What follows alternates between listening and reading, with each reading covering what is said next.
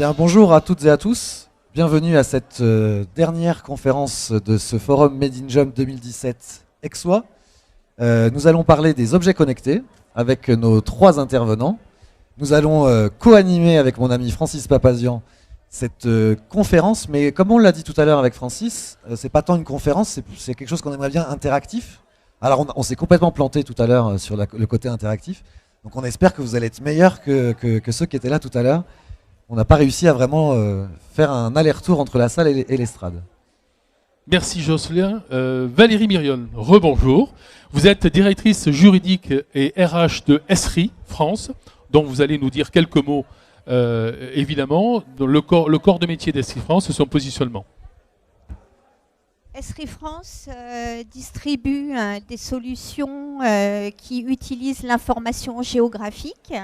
Nous collectons des données géographiques pour après pouvoir les analyser en les superposant, en les combinant les unes aux autres au travers de la cartographie et aider ainsi à donner de l'information ou prendre des bonnes décisions. Donc du SIG en plein dans les objets connectés. Objets totalement connectés, donc la cartographie au service de l'aide à la prise de décision, c'est cela? Dans tous les domaines d'ailleurs, dans beaucoup de domaines. C'est cela? Complètement universel, aussi bien dans les collectivités territoriales que dans les entreprises privées. Parfait, merci, nous y reviendrons. Alors Corinne Versini, Genesync, racontez-nous. Alors, Genesync, on est des fabricants de matières premières. Des fabricants de matières premières pour ce qu'on qualifie, nous, de nouvelle électronique. C'est une électronique qui n'a plus rien à voir avec ce que vous connaissez, avec par exemple un smartphone qui est lourd, qui est rigide. C'est une électronique qui est légère, qui est souple, qui est flexible, qu'on met partout. Vous commencez à en entendre parler quand on vous parle d'écran OLED, d'écran souple, de ce genre de choses, des capteurs, des biocapteurs qu'on met très facilement sur le corps et qui s'adaptent à la forme du corps, bien entendu, parce que vaut mieux ça que l'inverse. Ben voilà, nous on fait des matières premières pour permettre aux fabricants d'objets connectés, entre autres, de servir de nouveaux marchés et de nouvelles applications. Merci. Monsieur Rachid Bouchakour, bonjour. Merci d'être là. Bonjour. Vous êtes au dirigeant de Witmonkey. Witmonkey, une start-up du territoire, me semble-t-il. Vous nous la présentez en quelques mots? Oui, je vous présente Witmonkey. Je suis là, je pourrais être là à double titre. Je suis aussi directeur d'un laboratoire de recherche CNRS qui travaille dans le domaine de l'IoT. Et puis, bien sûr, jeune président de la start-up Witmonkey qui développe en fait une offre de produits que l'on va placer sur le parcours de soins du patient depuis le dépistage jusqu'à la pose du diagnostic et jusqu'à la surveillance, en particulier dans le domaine des troubles du rythme cardiaque. D'accord, donc une solution rapide de détection, c'est cela? Plusieurs solutions de détection précoce sous forme de bornes que l'on retrouvera en fait dans les pharmacies. Ensuite, un dispositif qui permettra de surveiller sur le long terme le rythme cardiaque à des fins de poser un diagnostic. Et puis ensuite un dispositif beaucoup plus miniaturisé que j'ai d'ailleurs sur moi, que je vous montrerai tout à l'heure, qui permettra en fait à tous les patients de pouvoir mesurer en fait son rythme cardiaque et ensuite le transmettre au médecin. On est au cœur du sujet là. Alors justement, l'IoT, l'objet connecté, l'Internet par les objets, qui peut me redonner finalement une définition la plus simple possible de ce que l'on entend parler assez souvent? Allez. La plus simple, oui, ça va être compliqué parce qu'en fait, aujourd'hui, personne ne sait ce qu'est un objet connecté. On en voit partout, tout est connecté. Il y a des connexions qui se font entre les objets et les êtres humains. Il y a de plus en plus de connexions qui se font entre objets. Bientôt, vous allez avoir votre machine à laver qui va parler avec votre smartphone pour vous sortir la liste des courses. Enfin, des trucs comme ça. Aujourd'hui, la seule chose qu'on peut dire, c'est que ça démarre. On connaît des balbutiements d'objets connectés. Et un objet connecté, c'est quelque chose qui va collecter une donnée et qui va la renvoyer quelque part, qui va la remettre sur le réseau. Voilà, c'est tout ce qu'on peut dire, parce qu'on est vraiment au tout début. Et Corinne, je sais que vous êtes au cœur de ce sujet, mais on posera la même question à M. Bouchakour et à Valérie Mirion. Justement, quel est le rythme de ce qu'on va découvrir finalement? On est à l'horizon de 1, 2 ans, plutôt 5 ans. Quel est le cycle d'après vous? Je pense que ça va... Ah, pardon.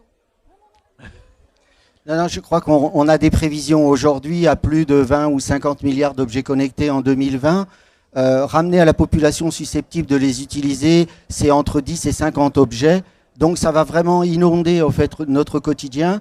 Et ça draine derrière pour l'industrie de la microélectronique qui est à l'origine, à la base, hein, puisqu'on va utiliser des composants microélectroniques pour réaliser ces objets connectés en partie. C'est 25% de la production mondiale en fait en microélectronique qui est dédiée à l'Internet des objets.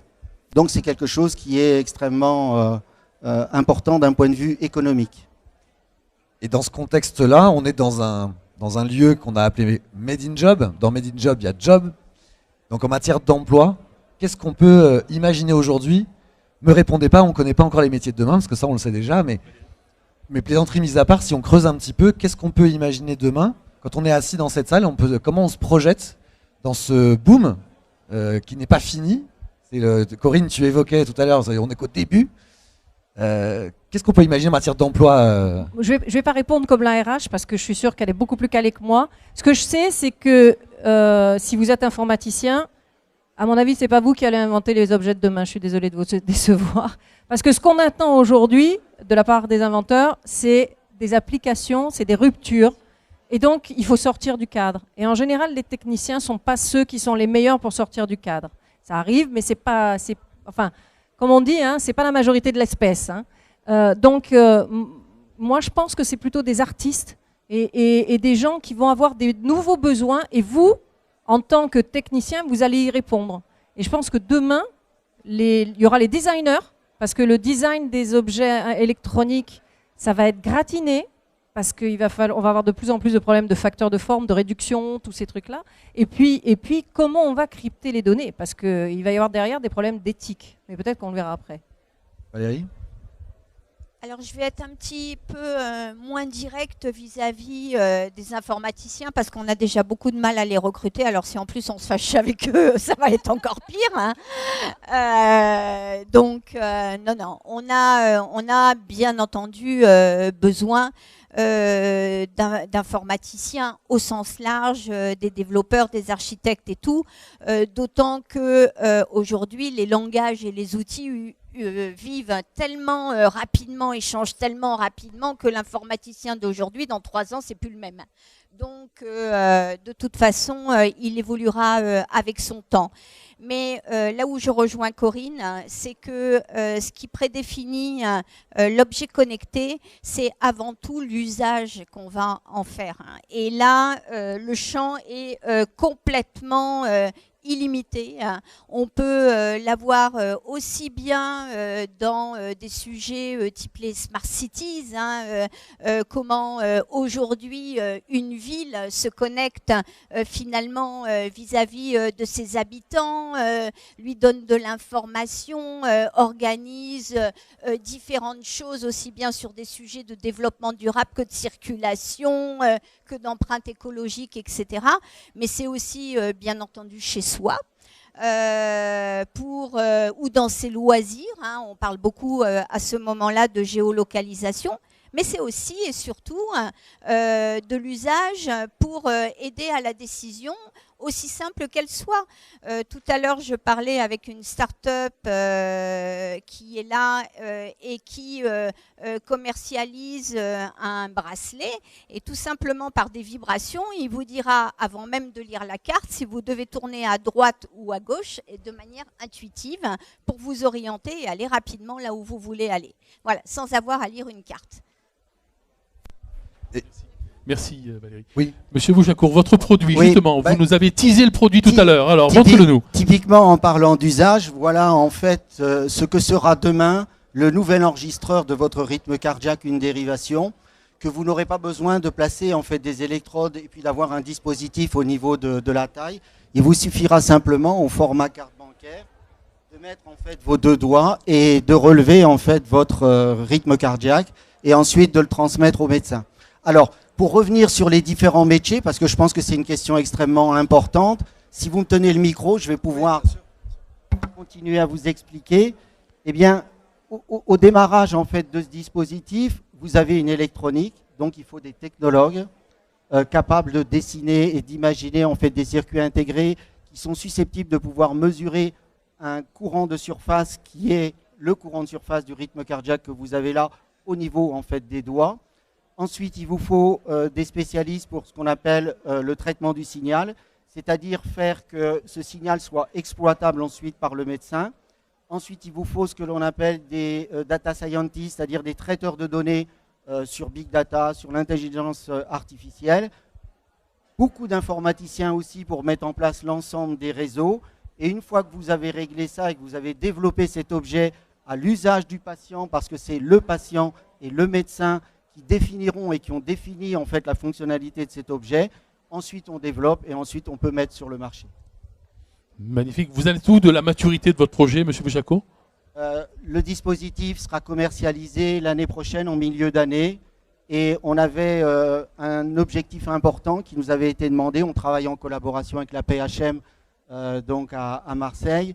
Et on avait un objectif qui est de fournir en fait un dispositif au coût le plus réduit. Et ce dispositif sera commercialisé à moins de 100 €. Moins de 100 €. Bravo. Et c'est une start-up du territoire. Merci. C'est une vraie valeur ajoutée pour l'écosystème French Tech. Monsieur Bouchako, merci d'être là aujourd'hui. Vous imaginez tous les malades du cœur qui pourront relever leurs données en temps réel et qui n'attendront pas d'avoir quelqu'un avec un électrocardiogramme pour prendre leur rythme cardiaque. Moi, je trouve que c'est une avancée extraordinaire et ça se passe chez nous à Marseille. Et vous voyez, c'est des médecins qui au départ étaient à la définition de l'usage. C'est ce que je dis, c'est pas les techniciens, ce sont des gens qui ont des besoins. Et donc les besoins, à mon avis, vont être illimités. Donc ça veut dire que si je suis membre du public, là, que je réfléchis à mon avenir, encore une fois, je suis venu au Forum MediJob pour ça. Donc ce qu'on est en train de lui dire, c'est que bon, éventuellement, on peut être celui qui a l'idée géniale. Voilà, cette idée-là est déjà prise, il l'a déjà eu, cette idée géniale, lui. Donc ça peut être ça. Et surtout, ça peut être, je sais, les différents métiers que vous avez listés, les métiers de l'informatique au sens large. Mais quoi qu'il en soit, ce que j'ai envie de dire quand même, c'est que finalement, ces métiers-là que vous avez évoqués, eux, ils ne sont pas nouveaux. Donc on est bien que dans l'aspect applicatif. Je redis juste ce qu'on a dit tout à l'heure, mais pour bien que les choses soient claires. Est-ce que ça vous parle, vous? Est-ce que c'est ça que vous aviez à l'esprit? Ou est-ce que, quand on parle d'Internet d'objets connectés, est-ce que ça vous fait rêver à autre chose que ce qu'on est en train de dire? En termes d'emploi, je parle. Je vois que vous voulez pas parler avec un micro.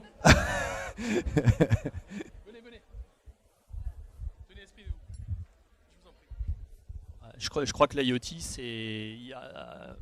Là, c'est bon, ouais. Les domaines d'application dans l'IoT sont juste colossales, que ce soit de manière commerciale.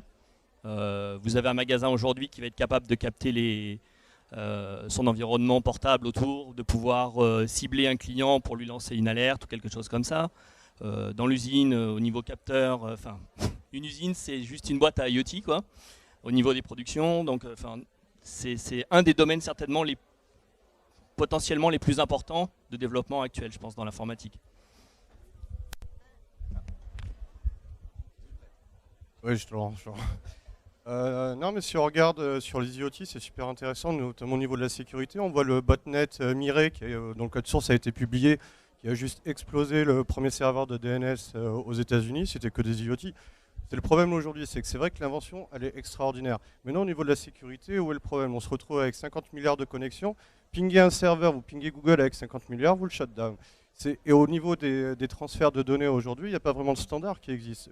Oui, vous publiez, vous pouvez le faire par hiérarchie, mais les échanges, etc., ça reste des systèmes propriétaires. On est aussi sur l'aspect sécurité, du coup, excuse-moi, je t'ai coupé, mais je rebondis juste, je pense toujours métier, excusez-moi, j'essaye de garder mon fil, et donc du coup ça me fait rebondir aussi. On n'a pas cité, vous l'avez évoqué, le data analyst, oui, etc. Donc quelque part, au data analyst, on est déjà pas loin de la notion de cybersécurité. Mais monsieur, me semble-t-il, c'est de ça dont vous parlez, c'est bien la sécurité de la connexion. Est-ce que tu avais évoqué toi aussi, Corinne, tout à l'heure? Juste de manière simple, ce botnet, il s'est simplement configuré avec des utilisateurs et des mots de passe par défaut. Il n'en avait pas beaucoup, il en avait, je crois, une quarantaine. Avec 40 utilisateurs, il a pris la connexion de 500 000 objets. C'est pas mal, quoi. Je vais compléter, je pense que c'est une très bonne remarque, ce que vous venez de dire.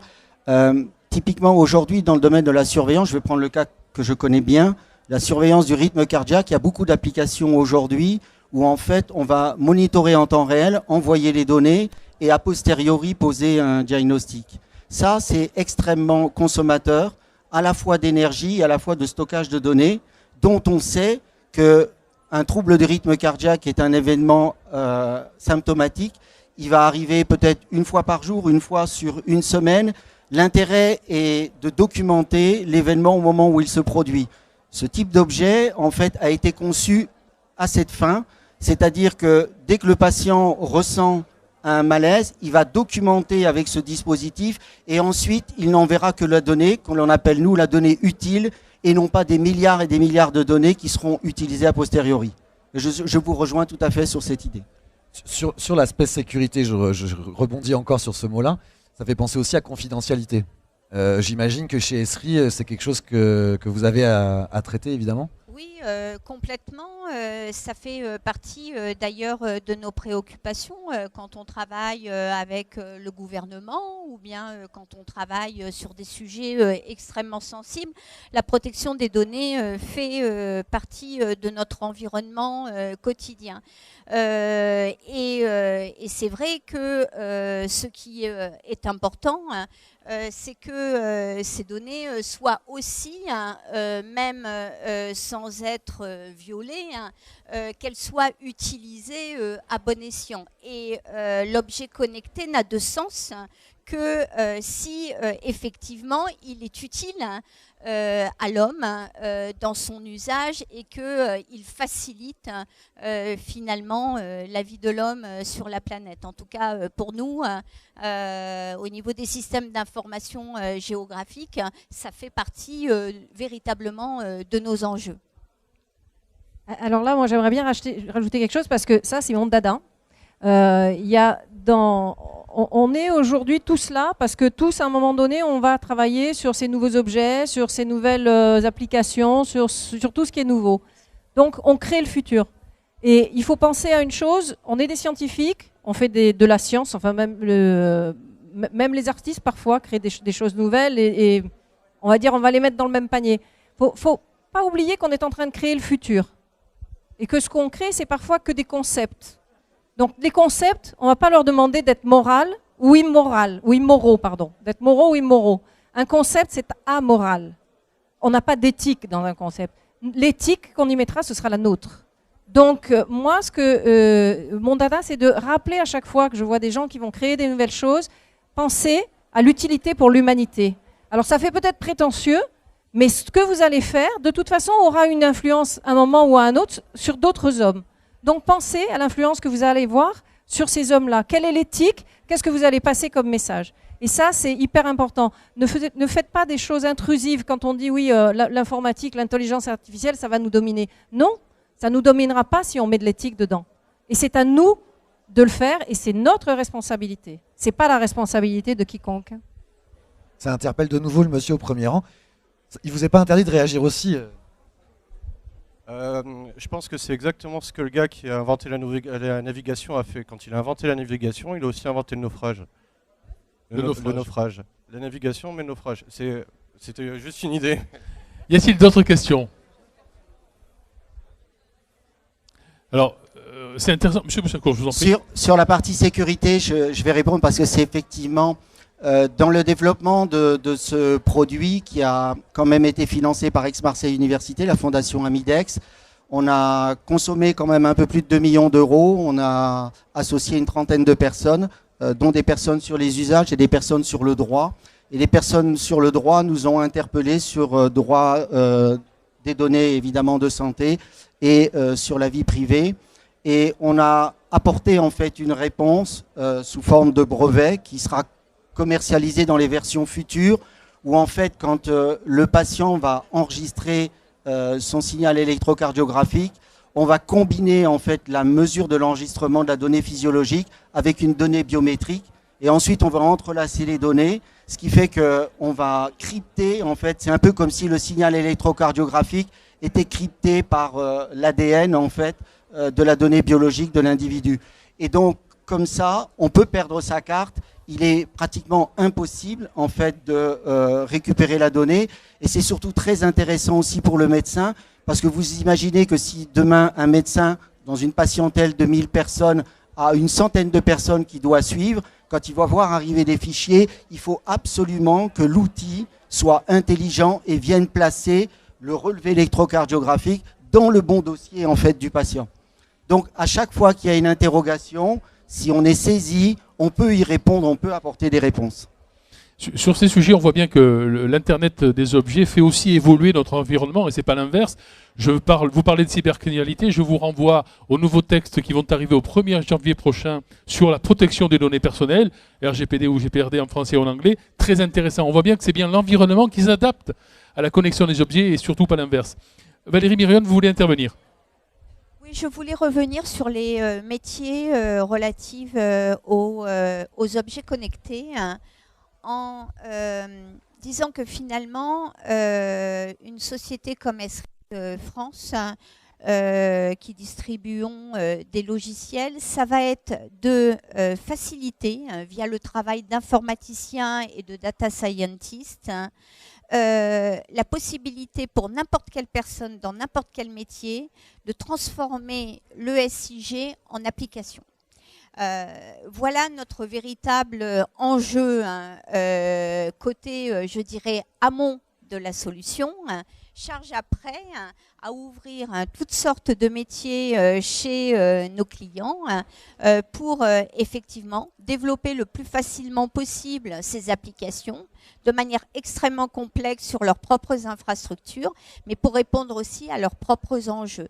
Et c'est en ça où, comme on est dans un forum touchant au numérique et à l'informatique, je dirais que les enjeux des informaticiens au sens large, quels que soient les métiers, architectes, dev ou autres, vont être de rendre facile l'utilisation via des applications de données, quelles qu'elles soient, et entre autres la donnée géographique. Oui. Ben, en fait, ce qu'on a vécu avec les apps qu'on a eues sur les iPhones, les smartphones Samsung et compagnie, ben, on va avoir la même chose on va avoir des apps sur les objets connectés. Et ça, c'est une brèche dans laquelle, à mon avis, vous pouvez vous engouffrer parce qu'on va avoir plein de besoins. Hein. Y a-t-il des questions avant que nous le poursuivions? Qui veut intervenir justement sur les enjeux d'emploi? Parce que finalement, est-ce que c'est... Alors je pose la question, pardon, elle est sans doute simpliste. Oui, il y a une question. On va vous donner un micro. Monsieur? Oui, moi, je voulais revenir sur les enjeux sécurité parce que... Plus près, s'il vous plaît. Voilà. Je voulais revenir un peu sur les enjeux sécurité des objets connectés. Il y a effectivement l'enjeu de la sécurité des données, de l'inviolabilité des données qu'on transmet, mais il y a aussi l'enjeu de la sécurité, de la configuration et de l'installation des objets connectés. Actuellement, les 3/4 des objets connectés qui sont vendus, je pense aux caméras de surveillance, je pense à ces objets qu'on voit partout en fait, sont connectés et ne sont pas designés pour la sécurité. On rajoute la sécurité par derrière comme on peut avec un vilain patch, mais en pratique, les objets connectés, alors pas évidemment les vôtres, qui sont des objets très spéciaux, mais par exemple les objets grand public qu'on voit, qui sont des objets connectés, les frigos connectés, les fours connectés, tout ça, ils ne sont pas sûrs du tout. Et si vous rajoutez autant de portes d'entrée dans un environnement que vous rajoutez d'objets connectés. Ils ne sont pas configurés à l'origine, Corinne, pour être sécurisés. On les Mais sécurise après. C'est normal, puisque c'est des vieux objets sur lesquels on a rajouté des connexions. Là, c'est pas du tout la même chose, c'est un objet qui a été créé au départ. Et on est en train de vivre cette mutation. Mais on l'a pas encore... on est, comme on dit, les fesses entre deux chaises. Hein, voilà. Doit-on comprendre qu'il y a sans doute beaucoup d'emplois à venir créés dans le milieu de la sécurité, justement, informatique, dans le droit et la sécurité informatique, Corinne, Rachid? À mon avis, oui. Et à mon avis, en électronique, ça va être l'électronique de demain. Hein, parce qu'aujourd'hui, les gens qui sont en capacité de s'équiper, ils sont déjà équipés. Je suis sûr que parmi vous, lequel n'a pas un smartphone, un PC, voire une tablette aussi en plus à la maison? Tout le monde est équipé. Donc aujourd'hui, ceux qui n'ont pas la capacité de s'équiper, de toute façon, ils ne vont pas s'équiper. Donc si on veut refaire croître le marché de l'électronique, ça ne passera que par de nouvelles applications et de nouveaux usages et donc des objets connectés. Et d'un point de vue technique, formation, compétences, ce que j'entends, c'est que finalement, c'est des métiers qui existent déjà. Je dis peut-être des bêtises, mais je fais un peu exprès. Hein, je viens vous chercher. Et que finalement, c'est simplement une façon différente d'exercer son métier, d'appliquer ses compétences dans des démarches différentes, à des finalités différentes, ou pas du tout. Je vois Valérie qui dit oui et Corinne qui dit non, c'est intéressant. Moi, je dirais qu'on est dans de la transformation digitale. Donc, inévitablement, on part de métiers qui existent si on a une vision applicative de l'objet connecté. On est dans des métiers ou des produits qui existent et qui sont en train de se transformer pour pouvoir, encore une fois, donner de l'information, communiquer et, bien entendu, nous aider aussi à mieux vivre. Moi, je suis très orientée sur cela. Donc après, bien entendu, il peut y avoir de nouveaux métiers, mais qui ne vont pas s'inventer via l'objet connecté, qui vont s'inventer d'eux-mêmes et qui pourront utiliser l'objet connecté. Voilà. Alors ça c'est vrai pour le soft, c'est pas vrai pour le hard. Parce que aujourd'hui, quand vous faites de l'électronique, vous avez une certaine technique. Si on compare l'électronique, on parle de circuit imprimé, c'est pas du tout imprimé. Ça se rapproche plus d'une technique photographique. C'est-à-dire que vous avez du silicium, vous allez par des systèmes de masques sur des résines dessiner quelque chose. Et ça, on appelle ça un circuit imprimé, mais c'est pas imprimé. L'électronique de demain, c'est une électronique qui est imprimée. Donc on parle de substrats qui sont plastiques, sur lesquels on va mettre des produits conducteurs, semi-conducteurs, avec différentes couches. Aujourd'hui, on n'a pas autant de couches que sur le silicium, on est à une dizaine de couches. Sur le silicium, on est à une cinquantaine. Mais ces métiers-là n'existent pas. On est en train de les créer. Il vient d'avoir une école en France, à Grenoble, l'INP, là, à Pagora, qui commence à faire des métiers de l'électronique imprimée. J'ai eu l'unique stagiaire d'électronique imprimée de l'école des mines de Saint-Étienne. Après, ils ne l'ont pas fait, il était tout seul à faire ça. Et d'ailleurs, on lui a demandé si c'était un vrai stage qu'il allait faire, quoi. Mais je peux vous dire qu'il bosse maintenant à temps plein chez nous. Donc, on est en train d'inventer les métiers du hard. Et c'est vrai qu'après, on va réutiliser, pour mettre l'intelligence dedans, des tas de choses qui existent. Corinne, tu poses en quelque sorte la question aussi de l'adaptation de l'outil pédagogique à nos métiers de futur. C'est un vrai sujet.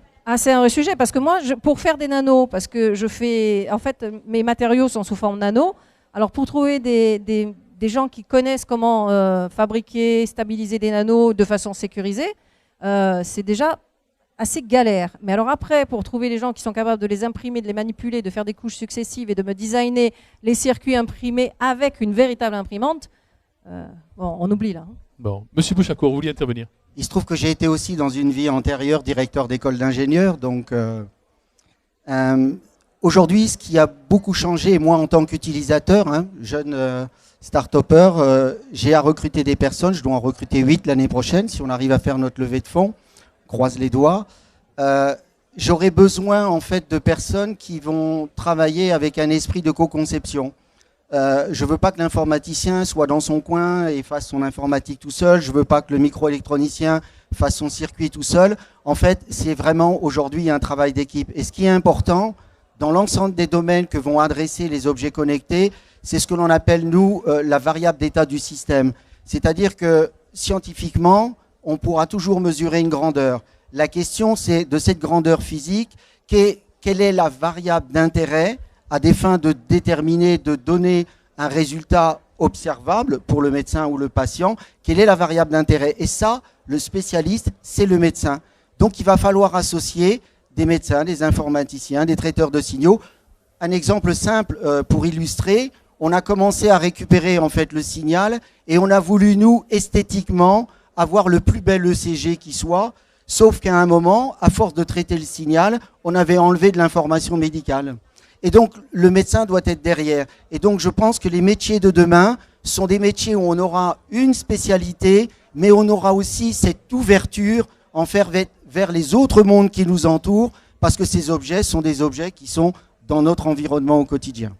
Donc, il faudra avoir une ouverture sur le design, une ouverture sur les usages, et ainsi de suite. Même si on est microélectronicien, même si on est informaticien. Merci. Je trouve remarquable qu'une personnalité comme vous, avec l'histoire que vous venez de raconter, vous vous appeliez un jeune start-upper. Je trouve ça formidable. C'est ça aussi la French Tech et le territoire. Ça rend ces belles histoires possibles. Et à titre personnel, franchement, je trouve ça formidable. Écoutez, je quitte un laboratoire de 350 personnes pour monter une start-up de 3 personnes. Je suis ravi. C'est bien de manager 3 personnes. Hein. Alors, y a-t-il des questions à poser à nos invités? Alors, formidable parcours. Valérie, quelque chose à ajouter?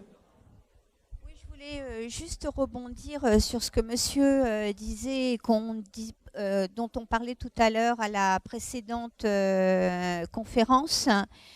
C'est que effectivement, au-delà du technicien en termes de compétences, ce que l'on va aller chercher, c'est l'agilité et cette agilité mentale, pouvoir passer d'un métier à un autre, pouvoir regarder dans le passé, mais aussi bien entendu dans l'avenir. Et je mettais l'accent tout à l'heure sur un point. On est aujourd'hui en train d'échanger des millions et des millions de données. On parle tous du big data. Or, ces échanges de données, on les fait en temps réel. Et à l'échelle planétaire, puisqu'on utilise l'Internet. Et c'est là où on va avoir nos enjeux. Penser objet connecté, c'est penser à l'échelle planétaire avec un mental extrêmement agile. Voilà la compétence de demain que l'on va rechercher dans nos entreprises. C'est vrai que c'est quelque chose qu'on retrouve, moi pour avoir animé toutes les conférences depuis ce matin, s'il y en a parmi vous qui ont fait toutes les conférences ou au moins une partie, à chaque fois le mot agilité est revenu, systématiquement. Et a fortiori lorsqu'on parlait de parcours de demandeurs d'emploi ou de personnes en recherche d'orientation ou de réorientation, peu importe, mais quoi qu'il en soit, en recherche d'opportunités de job, quoi. On a systématiquement parlé d'agilité, de capacité à se réinventer soi-même, à se réinventer soi-même. Monsieur est un bel exemple de réinvention personnelle. Je me mets aussi dans la liste des fans, si tu permets. Mais voilà, je pense que c'est une des synthèses qu'on peut faire à la fois des échanges qu'on vient d'avoir, mais aussi de tous ceux qu'on a eu toute la journée. Tous les intervenants ont parlé de la même chose. Absolument. Et un deuxième mot qui revient très souvent, c'est question. En avez-vous? Souhaitez-vous intervenir, réagir? N'hésitez pas. C'est formidable. Nous avons des parcours et des positionnements absolument exceptionnels. Moi, je suis très très heureux de vous avoir mieux découvert. Jocelyn? On peut peut-être conclure. On peut se donner rendez-vous l'an prochain. Je suis persuadé qu'on aura une conférence qui s'appellera « Quels sont les objets non connectés ?» Au train où ça va, c'est plutôt ça qu'on va prévoir. En tout cas, merci d'avoir été avec nous, mesdames, messieurs. Merci d'avoir été là. Le dernier atelier se déroulera à 16h10 au Teddy Bar sur la création d'entreprise, parce que finalement, ça part aussi de la création d'entreprise. Le job, on peut se créer son propre job. D'ailleurs, vous y retrouverez oui, modestement. Merci d'avoir été avec nous. Bonne fin d'après-midi. À bientôt. Au revoir.